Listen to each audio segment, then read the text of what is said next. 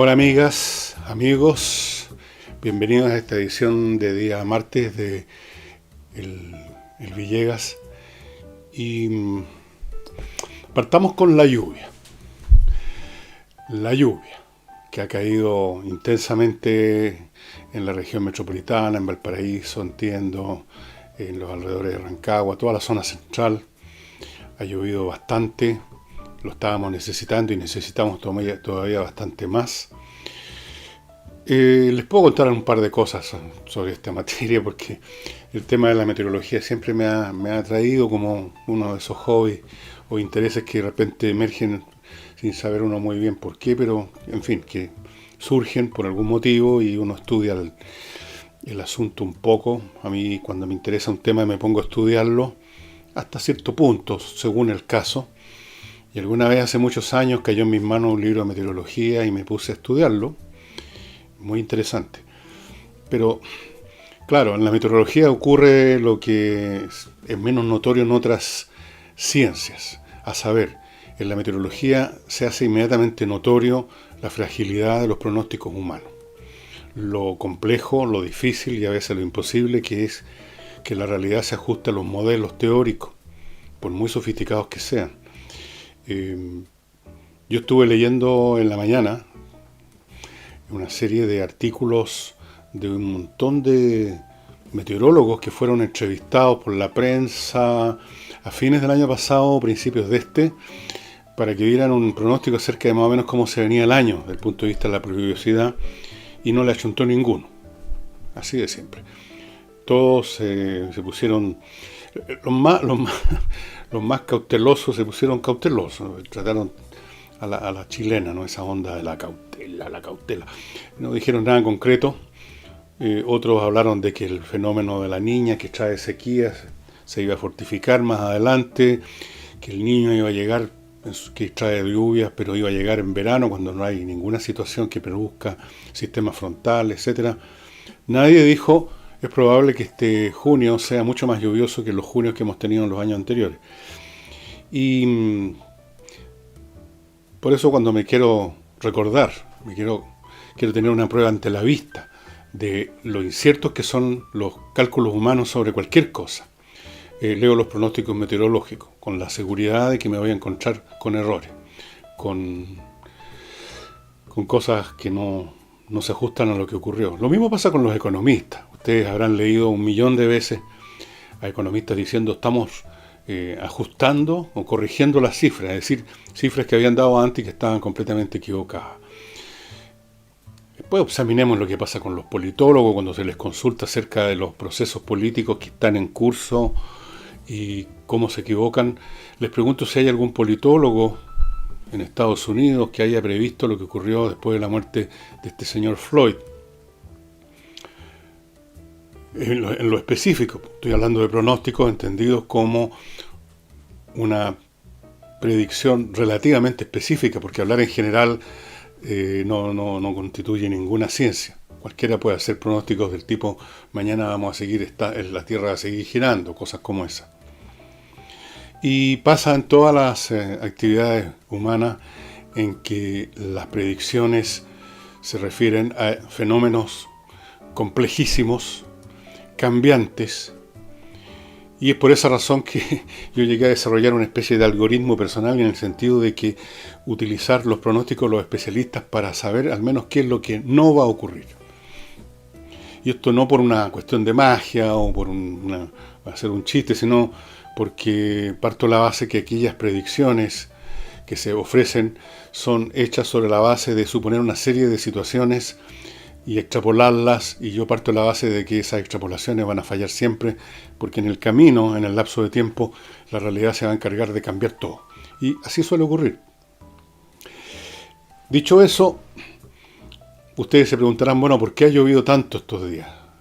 Y va a seguir lloviendo, entiendo, la próxima semana, según dicen los meteorólogos. Bueno, no, es por gracias a ustedes y a mí. Estoy seguro que muchos de ustedes cuando me escucharon recordar aquí el canto navajo para traer la lluvia me han imitado, y han sido tantos los que han cantado el hey, oh, oh, que ya ven ustedes los efectos y la magia es más potente que la ciencia a menudo. Así que ese es el motivo. Ahora, si ya es demasiado más adelante la lluvia, aunque nunca va a ser demasiado después de tantos años de sequía, ahí les voy a contar de un canto comanche para que deje llover. Pero por el momento, ya saben. Y paso ahora a temas supuestamente más serios, pero que en el fondo no lo son.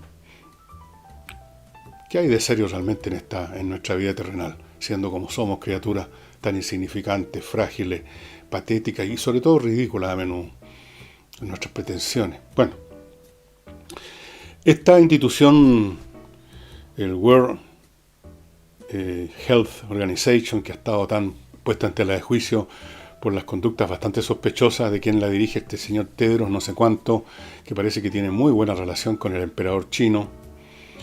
Dicen ellos que están muy preocupados porque les parece que la pandemia de COVID va a empeorar. En este momento hay 10 millones de contagiados y medio millón de muertos. Ustedes dirán que son 10 millones en una población de 7.000 millones, que son medio millón de muertos en una población de 7.000 millones. Bueno, resulta que tenemos 10 millones de contagiados y 500.000 muertos, y no hace 3 meses no había ni un solo contagiado y ni un muerto por este asunto. La rapidez con que estos procesos, de lo cual ya hemos hablado tantas veces, que siguen ciertas lógicas matemáticas que aceleran la marcha de las cosas, y que cuando se las detiene o se las aplana, como se dice, se aplana la curva un poco, ese aplanamiento es breve, es vacilante, es momentáneo, es localizado, y por lo tanto, si consideramos como sujeto de análisis no tal o cual ciudad, no tal o cual país, sino que el planeta en su conjunto, con sus 7.000 millones de habitantes, no hay muchas diferencias entre lo que está pasando con las medidas de todo orden, pero siempre las mismas, aplicadas en distintos grados, las restricciones de esto y lo demás allá, y si no se hubiera hecho nada, solamente han cambiado un poco las velocidades. Eventualmente, creo yo, si sigue esta lógica, estos 10 millones se van a convertir, y yo calculo que de aquí a un mes, en 100 millones. Sí, 100 millones. ¿Por qué? Como de 100, de 10 a 100 hay una diferencia de 90 millones, dicen ustedes, mucho. Sí, pero lo que pasa es que cada uno de esos 10 millones de contagiados van a contagiar por lo menos a 10 personas más. Así que 10 por 10 son 100, ¿no? Y esos 100 millones, en 2 semanas, porque esto se va acelerando, van a contagiar o pueden contagiar a 1.000 millones. Y lamento ser tan pesimista, pero tal vez no se va a llegar a los 100 millones en un mes, sino que en 2 meses. Y así, las cosas pueden cambiar o pueden llegar antes. Probablemente va a llegar un poco después. No se puede aplicar ahí meramente un protocolo matemático. Pero la tendencia final, y por eso que está tan alarmada la Organización Mundial de la Salud, es que la propagación continúa. A nivel mundial, continúa más o menos al mismo paso. Fíjense ustedes que hay regiones completas que todavía están esperando que la infección empiece a crecer rápidamente. Todavía el virus tiene mucho material donde meterse. Y entonces, lo que va a ocurrir, creo yo, es que una gran parte de la población mundial se va a contagiar. No todos se van a enfermar, y mucho menos se van a morir, pero se van a contagiar. Y se van a contagiar por segunda o tercera vez, si llamamos contagio a la presencia del virus. Ojo. Yo no creo que un virus, una vez que uno se mejoró, por ejemplo un resfrío. Usted tiene un resfrío, hace cama, o no sé, o hace lo que haga, y se mejora. ¿Significa eso que no hay en su cuerpo ni un solo virus del resfrío? ¿O significa que los virus que tiene, los pocos virus que le quedan, los que resistieron el asalto de las fuerzas defensivas, de los anticuerpos,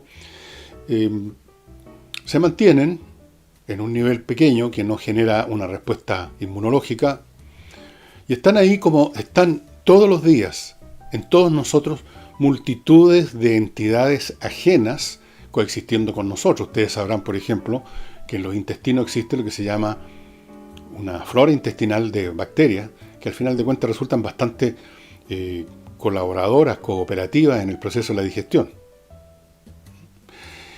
Y seguramente al movernos por este mundo, virus de distintos tipos que nos transmite una persona que iba pasando al lado, con quien estuvimos, entran en nuestro sistema, pero no producen, no hacen, como dicen los médicos, la enfermedad, porque nuestras defensas se ponen en acción rápidamente. Pero estamos portando esos virus todo el tiempo. Fíjense lo que ha pasado con el señor Osandón. Me refiero a este político tan discutido, tan discutible y tan bueno para discutir él también. Resulta que este caballero estuvo enfermo, después se lo dieron de alta, se mejoró y ahora resulta que otra vez apareció en él el virus. Se le detectó que está con el virus y como resultado de eso, en el Canal 13, donde estuvo de visita para un programa, tomaron medidas porque se contactó con gente. Ahora, entiendo que Osandón, que está otra vez con el virus, no está enfermo. O sea, está como yo, como usted, que tiene circulando por su sistema un montón de bacterias y virus que no alcanzan a generar las masas críticas para que usted haga una enfermedad. Entonces, la situación es bastante compleja. Ahora, yo no sé si Osandón hizo bien o no, pero aunque en realidad el asunto tiene poca importancia, en hacer una declaración pública en que contó su historia, de que se enfermó de nuevo y está muy preocupado por sus conciudadanos. Yo no sé si eso podemos bautizarlo como llamamiento, convocatoria, que tengamos todos cuidado. Si ya sabemos eso, Sandón, cuídese usted de no enfermarse de nuevo y de no contagiar, aunque en realidad al final va a contagiar igual. Incluso acuérdense ustedes, en algunos países al principio de toda esta historia había epidemiólogos que les parecía que lo mejor que podía pasar es que la gente se contagiara al tiro, que se desarrollaran rápidamente los procesos de infección y los procesos de desarrollo inmunológicos que generan finalmente los seres humanos que están en buen estado de salud, por supuesto, cuando llega un cuerpo extraño, un virus en este caso. Y ustedes saben, inmediatamente el sistema inmunológico empieza a trabajar, empieza a ver si en el stock tiene ya ese virus catalogado para fabricar el anticuerpo, si no, se demora un poco más el proceso. Es re interesante cómo funciona la inmunología humana. O sea, realmente es increíble la complejidad, sofisticación de estos procesos. Yo sigo creyendo que va a pasar lo que dijo la señora Merkel, que la he citado varias veces, de que se va a contagiar, bueno, ella se refería a Alemania, pero yo creo que podemos ampliarlo al planeta, el 60 o 70%, que sea una cifra optimista, yo creo que va a ser más, y de eso se van a desarrollar la enfermedad un porcentaje, de ese porcentaje otro porcentaje se va a morir, y así va a ser. Así va a ser. Yo he estado estudiando nuevamente, porque lo había visto antes, pero más a la rápida, un documento que voy a comentar con ustedes en unos momentos más, después que me haga cargo de mi primer bloque comercial, que hoy día parto con notariospress.cl. Ya saben, amigas y amigos, que estos trámites notariales que usted tiene que hacer para cualquier cosa en Chile los va a hacer mucho más fácil y más rápido y más seguro, además, si los cumple en la página notariospress.cl.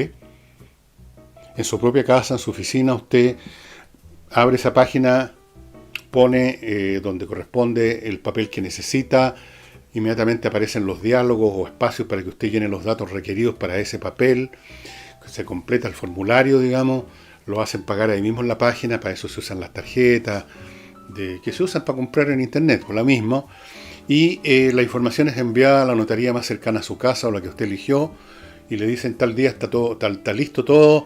Entonces todo lo que usted tiene que hacer, y esto sí que tiene que hacerlo porque es una obligación jurídica, usted tiene que ir a la notaría, pero en vez de estar horas, está minutos retirando su papel, que ya lo firmó el notario, está impreso, está todo listo, el documento, Liz Taylor, usted tiene que firmar delante del funcionario y se va.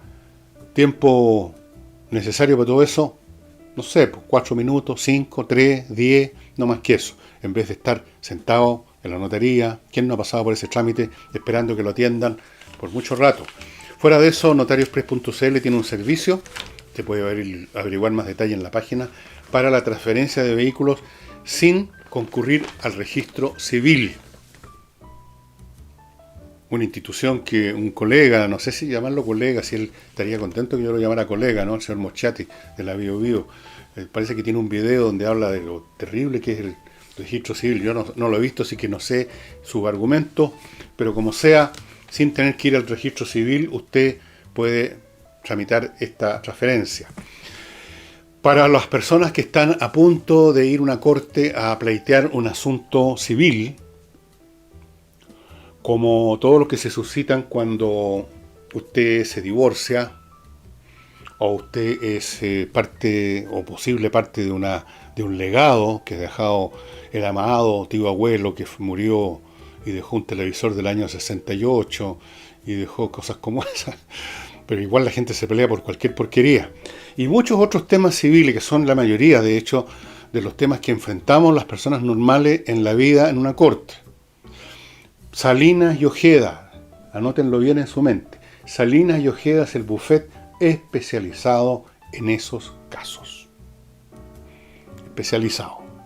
No estos abogados que le hacen a todo, reciben a todos los clientes, a todos les dicen sí, pero déjese un chequecito para empezar. No, estos fulanos de Salinas y Ojeda son expertos, tienen una experiencia tremenda y una muy buena tasa de éxitos. Salinas y Ojeda para cualquier tema civil. No pida consejo a amigos que le van a decir lo que se les pase por la cabeza para hacerse los que saben. Salinas y Ojeda. Y para los amigos que gustan, como me gusta a mí, a la salida de la ducha, del baño, pegarse una espolvoreada, una chijetada, como dicen, de perfume, Mon Parfum, estimados amigos, .cl es el lugar al cual tienen que ir ahora mismo. Monparfum.cl es una empresa fundada por unos chilenos en Francia, que se dedica a exportar a Chile los perfumes de 3 casas perfumeras de gran nivel. Y su sitio en la red es monparfum.cl. Ustedes van a encontrar ahí los perfumes de 3 casas perfumeras. Cada una de esas casas tiene una oferta muy grande. Y el resultado es que usted va a poder comprar en la red, en monparfum.cl, perfumes exquisitos. Se lo digo yo, nene.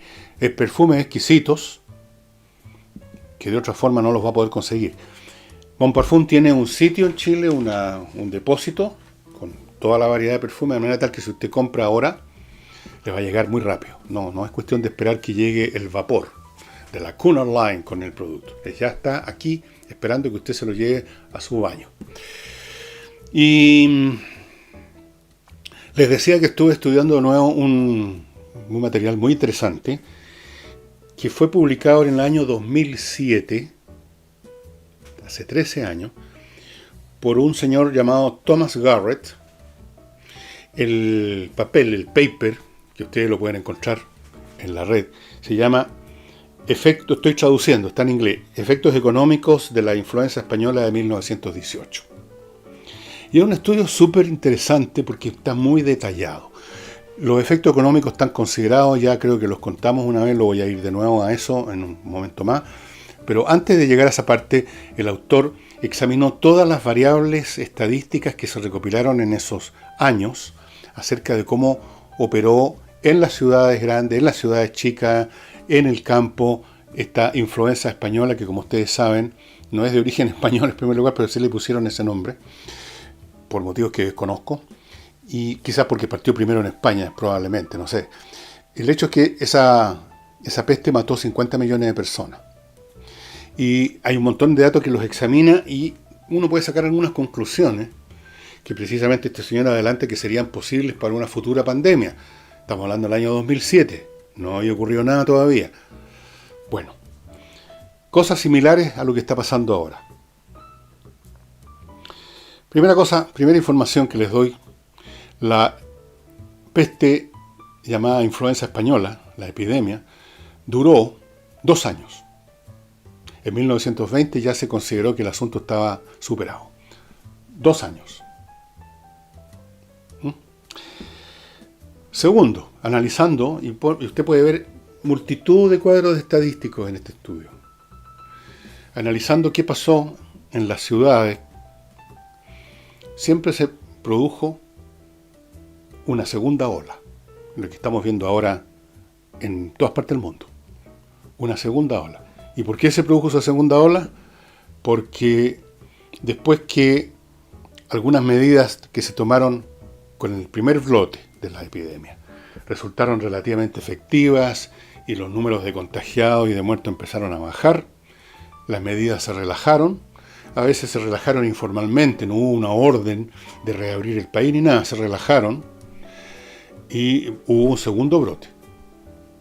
Y ahí entonces pasó lo mismo que está pasando ahora, que a la voz del segundo brote, las autoridades en este caso pusieron otra vez remedio. Primera cosa entonces, siempre o casi siempre hay una segunda ola, porque siempre o casi siempre o la gente se relaja, ya por un tema de que están hasta aquí, digamos, de las restricciones, y o las actividades económicas quieren regresar, que es lo mismo que estamos viendo ahora, y con una buena razón, porque sin actividad económica, digamos, pasamos a una etapa peor, la etapa del derrumbe de todo. Segunda ola. Segundo elemento que encontró este señor Thomas Garrett es que los que tomaron medidas preventivas, o no preventivas, sino que más precoces, más rápidas en el tiempo, tuvieron un mejor resultado en términos de contagiados y de muertos. Los que partieron un poco más tarde, incluso a veces una semana solamente más tarde, se enfrentaron a que ya esta mecánica de la matemática los estaba superando. Acuérdense, vayan, como crecen los números cuando se multiplican entre sí, 2, 4, 16. ¿Ya cuántos 16 por 16? Ya es más difícil calcularlo así a la rápida. Va muy rápido. Entonces unos días hacen la diferencia.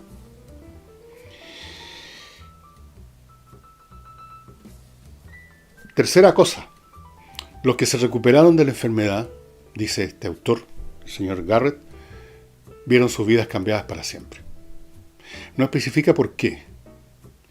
Si fue por temas de salud, psicológico, o perdieron sus pegas y no las pudieron recuperar, entraron a otras actividades, cambiaron sus vidas. Esto es interesante porque leyendo hoy día reportajes relativos a cómo han vivido su recuperación, los que se recuperaron ya acá en Chile del COVID, me encuentro con la información bastante penca, o sea, pesimista, de que no es como cuando uno se recupera de un resfrío, una influenza, y está unos días más o menos, pero después ya la semana está full equipo.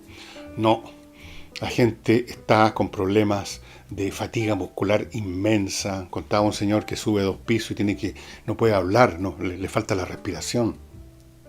Se ha examinado esto en todas partes del mundo. Quedan desgastados físicamente enormemente. Ese es un efecto que es el que se ha detectado hasta ahora. Vaya a saber uno cuánto va a durar esa fatiga muscular, o qué otros efectos colaterales van a producirse, o ya están presentes si no se han manifestado, no lo sé. En realidad no lo sabe nadie todavía. Todo esto se va a saber, como casi siempre pasa con todo conocimiento, una vez que ya se haya convertido en pasado. El cuarto elemento que descubrió finalmente, llegando a lo económico, el señor Garrett, es que la recuperación fue bastante rápida. Fue muy rápida.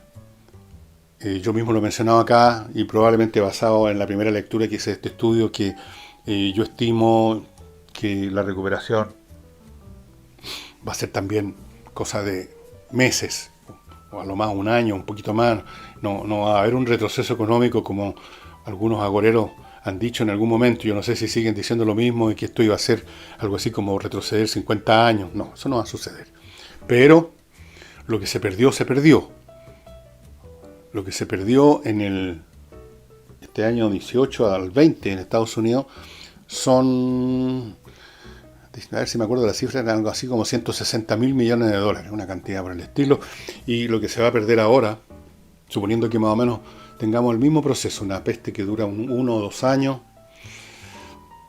va a ser mucho más porque la economía es mucho más grande y las interdependencias son mayores. Vean ustedes, con interdependencia me refiero a que las unidades económicas, las actividades económicas ya no pueden, digamos, morir o vivir por cuenta propia. En la época de la peste negra en Europa, donde murió muchísimo más gente que ahora, la economía, bueno, tenía el problema de que no había mano de obra, pero de lo que se trataba era simplemente de trabajar en los campos. Entonces, el hecho de que una explotación agrícola no encontrara gente para trabajar, no entrañaba de que eso fuera a afectar a la del lado, que a lo mejor sí tenía gente. No había, esta explotación no dependía de la del lado para funcionar, dependía simplemente de otras cosas, que hubiera gente capaz de trabajar la tierra. Ahora, el derrumbe de un elemento de esta estructura interpenetrada, interrelacionada, hace que otros elementos no puedan funcionar simplemente. No tienen suministro. Fíjense lo que está pasando ahora entre India y China. Ustedes saben que hay entre ellos una tensión muy grande por un choque a palos y peñascasos que se produjo en una zona fronteriza muy larga. Hay una zona fronteriza en las montañas que separan a China de la India. Las fronteras son 3.500 kilómetros, es tremenda la frontera. Y han habido choques durante distintas épocas, han habido guerra entre la India y la China. Y en China hay una reacción, en India hay una reacción tremenda contra los chinos. Se están haciendo toda clase de iniciativas más o menos frenadas por el gobierno central, que no está muy entusiasmado con llevar las cosas más lejos. Pero fíjense ustedes, una de las industrias más eficientes, más productivas, más rentables que tiene la India, como ustedes sabrán, es la producción de drogas farmacéuticas. Estas drogas farmacéuticas que son mucho más baratas.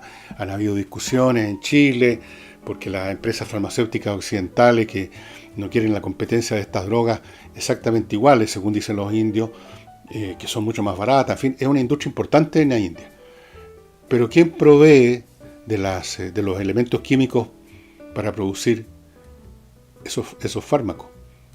China. O sea, la India, su principal industria química, y quizás una de sus principales industrias en todos los campos, depende de los insumos de China. Entonces, ¿qué puede hacer? Ahí hay un problema. Entonces, las pérdidas que va a sufrir el mundo con esta pandemia van a ser de un orden de magnitud superior, muy superior, probablemente 5 a 10 veces superior al de la influenza española. Pero va a haber una recuperación. Eso está claro.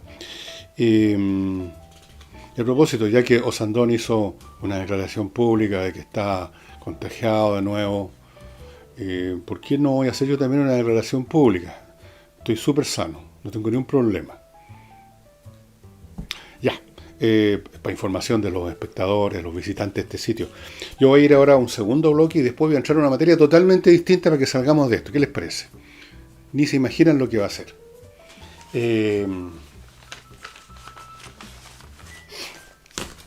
Bueno, para evitarse que el COVID se entre a su casa o a su oficina, porque puede entrar por la ventana, puede entrar por una caja de alimentos, puede entrar porque le tomó la mano al despachador, puede entrar por cualquier parte.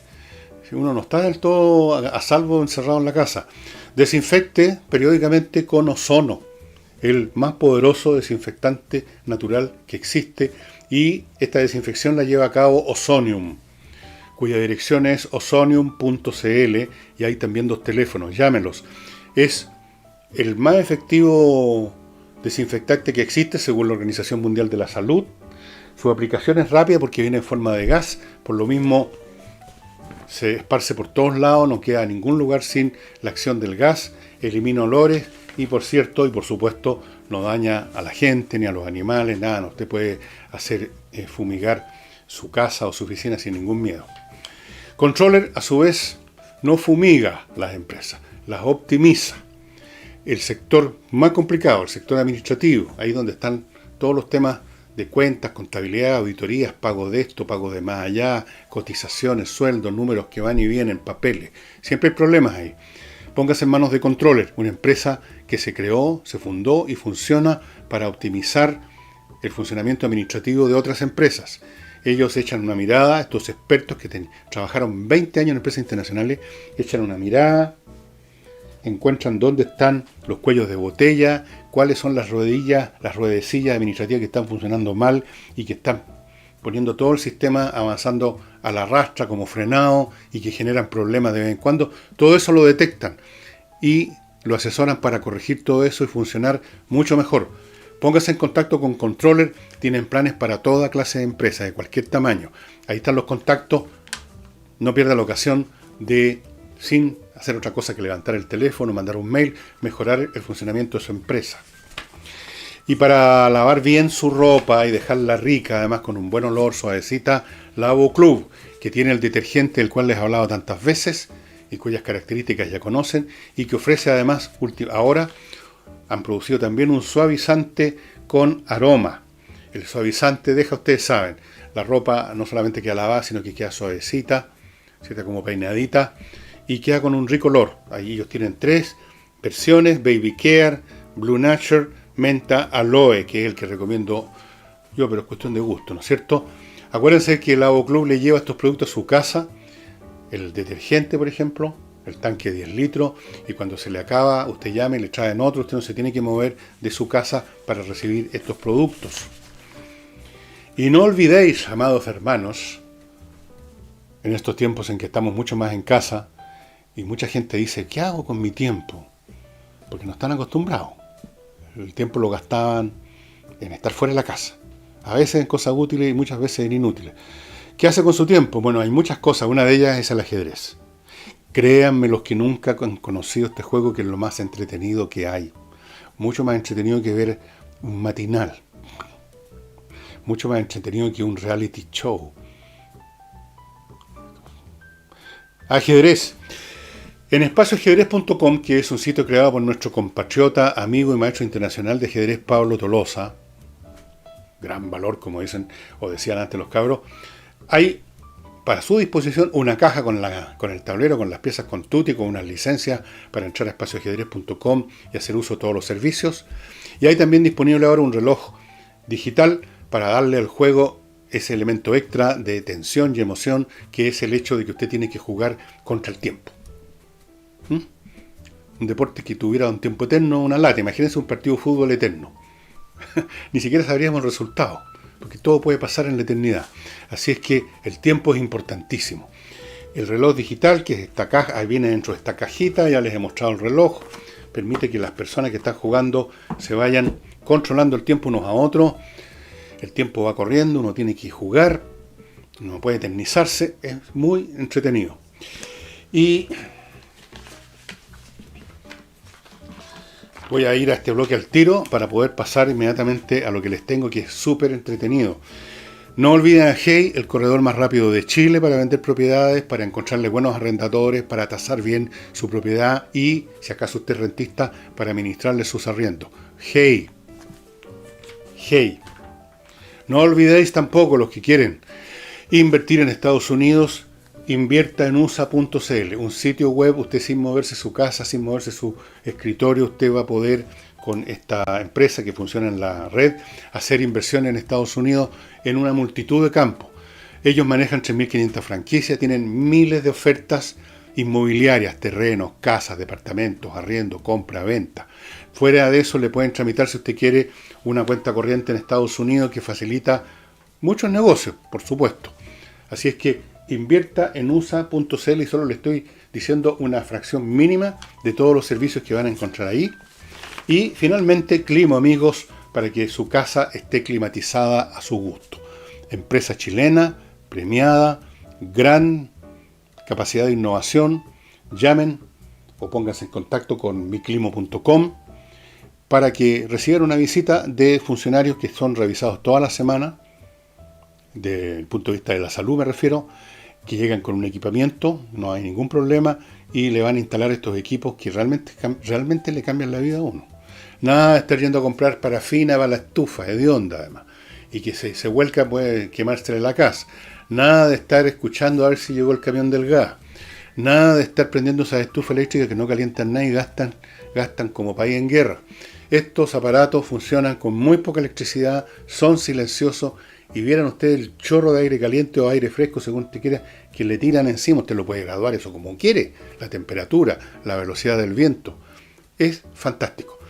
Póngase en contacto con miclimo.com y no digan, como me cuentan que dicen algunos, vengo de parte del Chascón. No, señor. ¡Don Fernando! Bueno, les quiero contar de un libro súper original, súper entretenido, que está disponible, lo verifiqué en Amazon. Un libro que compré hace varios años, unos 5, 6 años, 7 años, una cosa así. Lo leí hace tiempo, lo voy a volver a leer en algún momento y a ver sobre todo. Porque este libro, por algo se llama así, Antigüedad y Fotografía. Es no un estudio de la antigüedad convencional, ni es un estudio acerca del arte y desarrollo de la fotografía como tal, sino que es cómo la fotografía, cuando se iniciaba en el siglo XIX, cómo retrató y fotografió ese mundo de la antigüedad que ya estaba, como hoy, convertido en ruina, cómo lo fotografió y por lo tanto cómo era. Nos permite ver cómo era ese mundo cuando todavía no llegaban ni a Pompeya, ni a las pirámides, ni al Partenón, hasta antes de la pandemia, estas hordas infinitas de turistas que prácticamente no dejan ver el bosque. El autor, uno de los autores de este libro, es una persona que yo conozco, es un académico norteamericano, un hombre muy agradable, con el cual tenemos cierta comunicación. Tiene un apellido húngaro, es Andrew, y como nunca me acuerdo exactamente su apellido porque es medio difícil de pronunciar y de todo, voy a ver si lo encuentro en alguna de las páginas de por acá para decir, pero no importa. Es un libro que nos muestra entonces, nos cuenta de cómo era la fotografía, de cómo esos primeros tipos que se movieron por esas zonas de la antigüedad, esos europeos que fueron al norte de África, que se metieron en los desiertos, que fueron a Grecia, una Grecia que recién estaba saliendo de ser parte del Imperio Turco, cómo encontraron ese mundo, cómo lo fotografiaron, cómo lo hicieron. Aquí les pongo un ejemplo visual que lo dice todo. Fíjense, no sé si usted ha ido a Italia, a Pompeya, pero sabe usted que esa fue una ciudad que la sepultó una erupción en el año 79 después de Cristo, me parece, o 73 o 78, por ahí. Pero pongámosle 79 después de Cristo, creo que es esa la fecha. Fue descubierta en el siglo XVIII, un pedacito, se empezó a desenterrar y hasta el día de hoy se siguen haciendo excavaciones, todavía no ha sido desenterrada toda la ciudad, ni Herculano, que está al lado, que también fue sepultada, y otra localidad más que está menos conocida. Si usted va ahora a Pompeya, o sea, cuando no había pandemia, o si va cuando se termine la pandemia, se va a encontrar con que apenas puede ver las calles porque están llenas de turistas. Ahora, miren una foto tomada, por allí de estar en alguna parte la fecha, pero claramente esto es del siglo XIX, tomada en Pompeya. Miren, espero que se vea. Las calles vacías, hay 2, 3 personas, hay una señora ahí que está sentada por ahí arriba y reina la desolación. Y les puedo mostrar muchas fotos. Estoy tratando de buscarlas más grandes para que ustedes las puedan ver bien.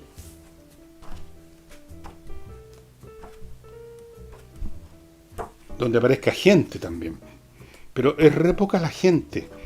Era un mundo desolado. Miren, este es el Coliseo en el siglo XIX. Si usted ha estado en Roma, compárelo con lo que se ve ahora.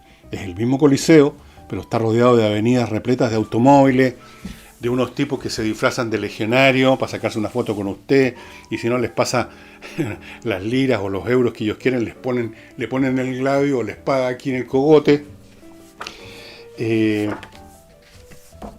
Yo no sé, el libro contiene mucho texto donde nos cuenta de esos lugares, donde nos cuenta del desarrollo de la fotografía, nos cuenta cómo tenían que revelar las fotos en unos carruajes. El fotógrafo no era como ahora un señor que lleva en el bolsillo un teléfono en el fondo con una cámara digital, incluso con una filmadora podríamos decir.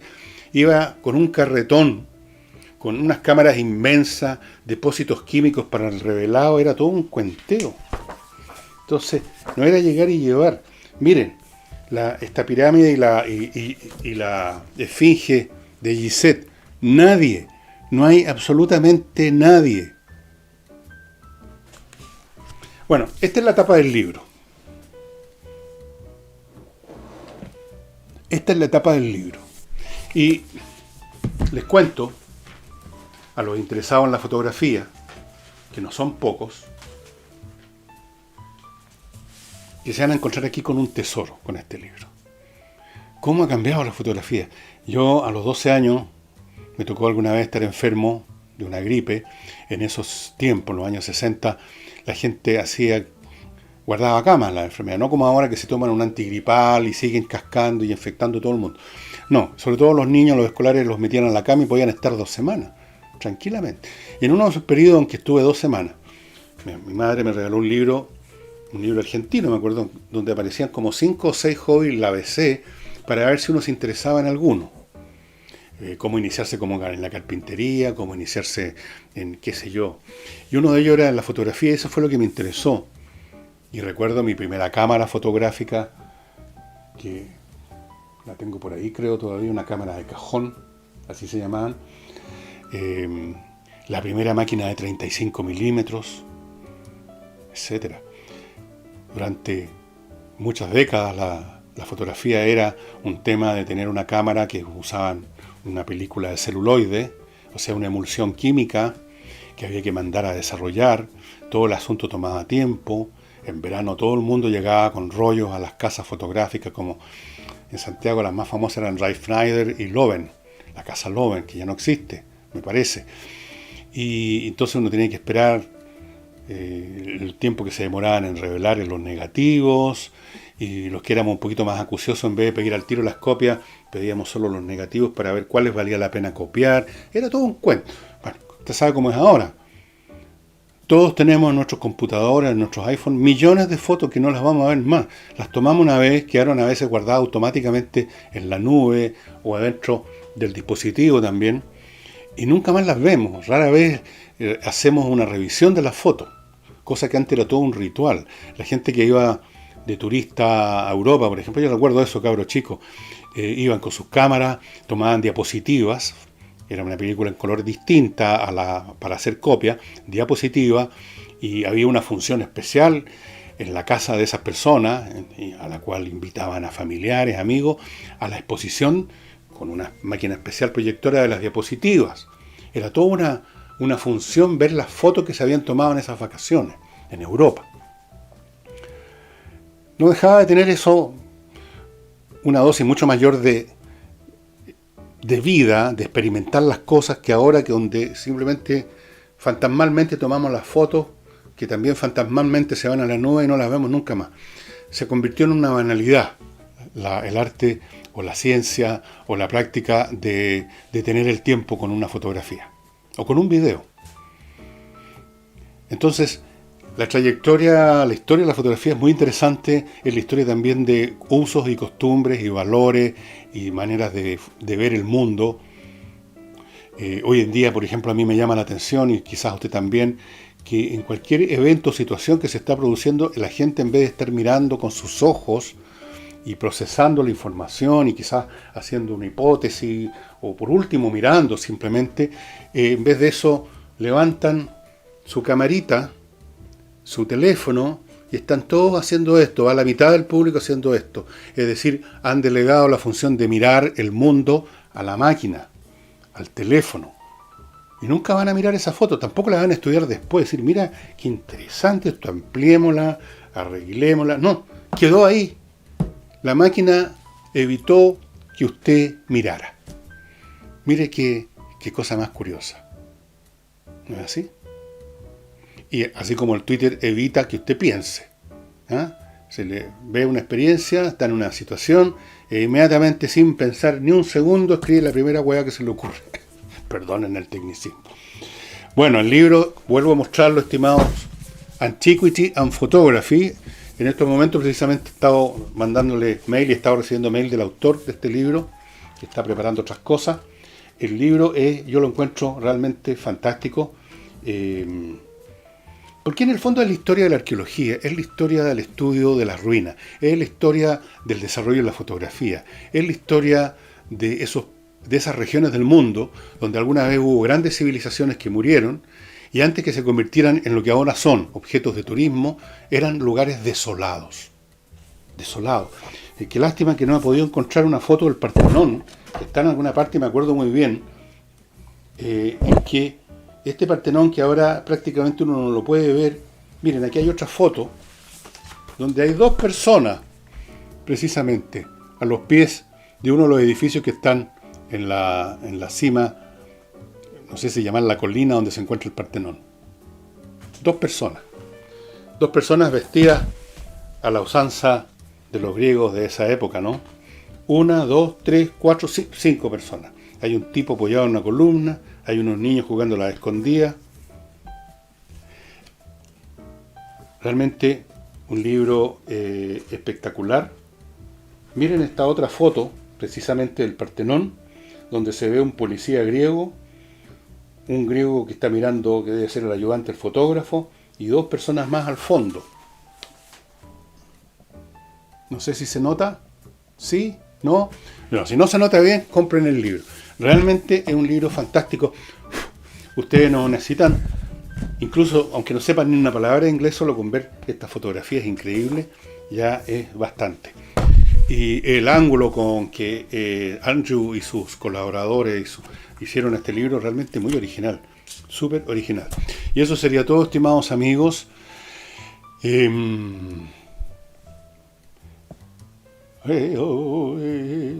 ¿Hacemos que siga lloviendo o no?